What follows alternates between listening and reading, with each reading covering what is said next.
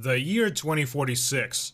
The Robinson family are lucky enough to get the chance to live on a colony on Alpha Centauri after Earth became uninhabitable.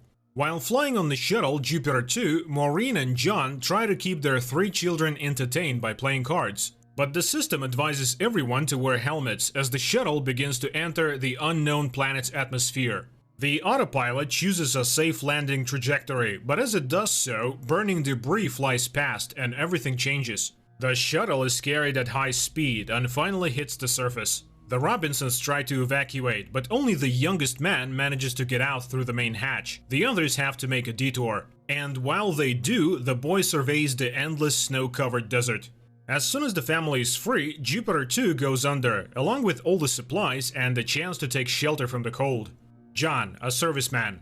A month ago, on Christmas Day, he came to visit his family to spend the holidays together, but the news of the meteorite changed their plans. Meanwhile, Maureen notices that her husband's pant leg is torn, proving that the air is not poisonous, and the Robinsons take off their helmets, breathing in the fresh air for the first time in a month. Penny tries to contact someone to no avail, while Maureen, in the meantime, reassures the children that a rescue mission will be sent out for them. In fact, the mother realizes that the things are not that bright. It will soon be nightfall and the temperature will drop to 60 degrees. This means that the capsule will be trapped in ice and the whole family will be left to freeze on the surface. John decides to go down into the sunken shuttle for the battery, but they have time to do it only through the top hatch, into which no one can get but Will. The man is prepared to risk his son, but while he's explaining to the boy what to do, his daughter Judy dives into the water. Judy finds the battery, but it's too late. She doesn't make it to the surface in time and ends up in the ice. Maureen looks over the sensor readings and asks her daughter to calm down. Her suit will withstand the low temperature and maintain oxygen levels for 5 hours, and they'll figure something out in that time. John tries to manually crack the ice. In the meantime, Will tells his father that as they were falling, he noticed white flames, which means there are deposits of magnesium nearby, which burns well. Realizing it's their only chance, the head of the family leaves his daughter Penny as the eldest and goes in search of fuel with his son. Being left at the tent, the girl recalls how recently she was choosing a gift for her father. Having nothing else to do, Penny decides not to waste time and also chops the ice over her sister, keeping her spirits up with various jokes. But despite all her attempts, the girl finds it hard to hold back her tears. John also tries not to get discouraged and cheers up his son. Talking about baseball and biology, the travelers reach the magnesium deposits. Having gathered enough to get Judy out, John is about to leave, but Will falls into an underground tunnel. By this point, Maureen's leg, which she hurt in the fall, has turned to stone, and the girls decide to rescue Mum. Judy directs her sister from under the ice, and Penny does the surgery. Will regains consciousness and emerges from the tunnel and sees before him the forest that used to fill the earth. The boy asks his father to come down quickly, but realizing that he will not have time to free Judy, John tells his son that he will return for him after he has freed his sister. Being left alone, Will recalls how anxious he was before taking the test each family had to pass in order to be allowed to move to the colony. Maureen, too, is plunged into the memories of the ordeal. By breaking the law, the woman changed the results in the program so they wouldn't have to leave their son behind.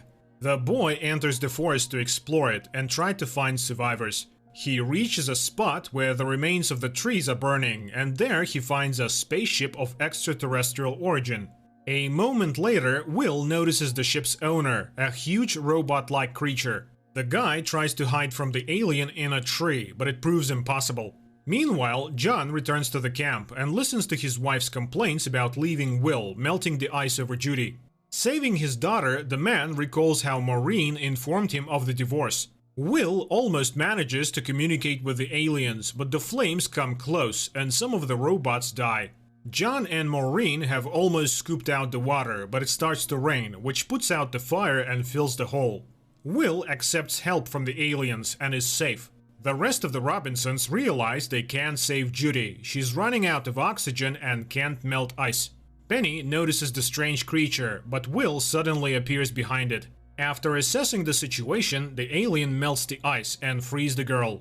Then things get back to the past. The spaceship, which was also carrying the Robinson family, is attacked by the same aliens and their passengers are destroyed. Someone named June runs up to Dr. Smith and steals his jacket with his name on it to leave the ship as a member of the crew. Running into the landing shuttle Jupiter 18, fake Dr. Smith takes technician Don West and his girlfriend with him, and the trio leave the wrecked station. The shuttle crashes onto an unknown planet.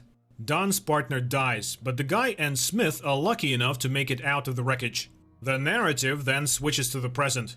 The alien makes his way to the Robinson camp, and returning to the frozen pond, he melts the ice and creates a passage to the shuttle.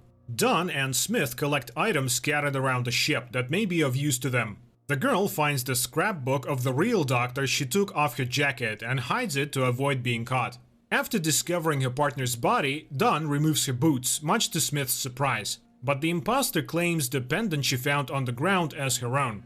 The alien frees Jupiter 2 from the ice and fixes it after the flood. John, meanwhile, tries to fix the wiring, eyeing the guest with interest. While looking around, Don notices movement and decides to go for it. Smith has to put on the dead girl's shoes, as there is diamond sand beneath his feet. Reluctantly, the lad also takes with him the chicken, which has landed with their shuttle. The Robinsons descend into Jupiter 2 to fix any breakdowns and get the shuttle up and running. Judy creates a 3D printer prosthetic for her mother, and after picking it up, the girl meets the robot that saved her life. Maureen tests the device, and it allows her to walk without even limping. The children find it hard when their parents can't agree to give them different tasks. While cleaning the filters on their mother's errand, Penny sees an explosive cloud rising near them. Before rising to the surface, the couple try to negotiate, but Maureen is convinced that her husband should just not contradict her. John and Maureen set out on a search for survivors, and with them they take Will and his new friend. The girls are instructed by their parents to get Jupiter 2 out. To do this, they have to gradually wind it up, as if rocking it, to prevent the glacier from collapsing. John tries to get a gun, but security protocol at the colony does not allow the use of firearms. In the meantime, Smith and Don make their way out to the wasteland, and it isn't long before they find themselves at the red parachute, which the lad has seen from a distance. Angela, ejected by the parachute, turns up alive, and the pair go into a stupor, unsure of what to do. Penny brings her sister a biscuit, but a signal distracts the girls from their treat. The computer reports that the sleeve is clogged again. Once outside, Penny sees a storm coming at them. There is no way to contact the parents, but Penny thinks they should speed up and save the family. But Judy reminds them that they can't abruptly lift the shuttle. Ignoring her sister, Penny starts the engine and clears the exit from the shuttle. The remaining Robinsons find the wreckage of another shuttle, Jupiter 17, but they encounter no bodies or living humans. But Maureen hears the sound of aliens on the radio. The couple try to find out if the visitor remembers where their ship was left, but Will translates that the alien remembers nothing but the place where they met, and the company decides to go there. Don and Smith are about to move on, and the lad can't leave Angela behind. Handing the poor hand to his girlfriend, he takes the injured woman in his arms, and they head off in the direction of the smoke post. Penny fixes the car. She's going to look for the parents on her own. But Judy is afraid to go with her sister after her experience in the ice captivity, so Penny has to go alone, traversing the snowy slope. After stopping for a rest, Don fires his second flare, but there is no answer. He sees that a storm is approaching, and it is no longer safe to drag Angela. The alien leads the Robinsons to the wrecked ship. While the adults explore it inside, Will teaches his friend to play ball. The toy flies off under an iron piece, and as the robot helps Will to pick it up to retrieve the ball, the boy sees what the alien has recently seen, a mess on the ship that caused him to go astray. Maureen and John at this point also see something interesting. A huge map of an unknown planet, and the entire Milky Way opens up before them. Frightened, Will runs away into the woods, but the alien catches up with him, and he realizes that his friend doesn't remember anything from his past life, though he is aware of his guilt. The robot is a submissive and loyal friend to Will. Smith and Don find shelter from the storm, but the imposter leaves his buddy with Angela and goes off to get help, asking Don to fire one last rocket when he realizes it is time to meet up again. The Robinsons are walking through the woods when a storm catches them, and instead of raindrops, diamond shards fall from the sky. Hiding under a rock, Maureen finally catches the signal and hears Penny's voice. And in order for the girl to find them, the robot turns on a spotlight. After a couple of minutes, the whole family is safe. Don spots the machine and is about to launch one last rocket. Seeing the signal, John turns the rover around and risks being caught in a storm, rushing after the survivors. The Robinsons open the door and drag the imposter Smith in, while Don finds the signal gun case empty. John manages to corral the car into the shuttle a second before the storm passes over them.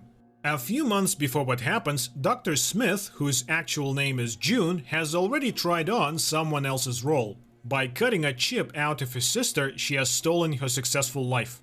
Maureen explains the situation to the family and insists that they must make contact as soon as possible. But everyone is tired, and the Robinsons ask to let them rest for at least a couple of hours. Only Dr. Smith remains in the room with Maureen, concocting yet another lie as she goes along. Listening to the shifting ice, June can't bring herself to remember her confinement. At night, Smith takes advantage of everyone being asleep and to gather information. She rummages through Robinson's personal belongings. Will can't relax either. In his sleep, the boy sees the robot's memories. The boy goes to the kitchen for refreshments, and Smith tries to gain his trust. But suddenly, everyone wakes up to a glacier collapsing on the shuttle, and trying to start Jupiter 2, John realizes that the storm has clogged the engine and the ventilation, and they won't get out. Another argument ensues between the man and his wife, but Maureen tries to smooth things over and offers to let John work together. Suddenly, it dawns on the man that Dr. Smith must have emergency training, which means she can be assigned important matters. But when Maureen hands out tasks to everyone, the imposter becomes nervous. In the compartment of the 3D printer, Maureen finds traces of printing, and in the software she sees that someone has been printing weapons. She calls for John, and by doing so, saves him from an unknown creature floating in a water-filled compartment.